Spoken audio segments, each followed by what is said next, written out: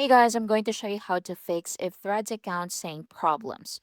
So if your Threads account isn't syncing properly with Instagram, it's usually caused by old app or outdated app, a connection issue, or a temporary glitch. So here are the best fixes to try.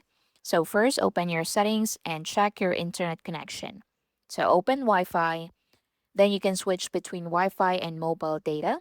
Then reopen Threads and see if that works. Next is to refresh your profile. So close Threads completely. So swipe it up and swipe it away and reopen it and pull down to refresh your feed and see if that works. Next, go to your settings. Now once you're here, scroll down and go to general. Next, click iPhone storage. Now scroll down and select Threads app. Now from here, select Offload App. So this will free up storage used by the app but keep its documents and data. So after that, reinstall app will appear and just click on that to place back your data.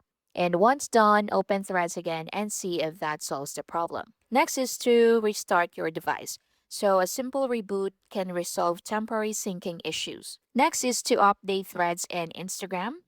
So install the latest versions from the App Store or Google Play Store. If the problem continues, so just wait a while and try syncing again later, as these issues often resolve automatically after an update or server fix. And that's basically it. Thank you for watching.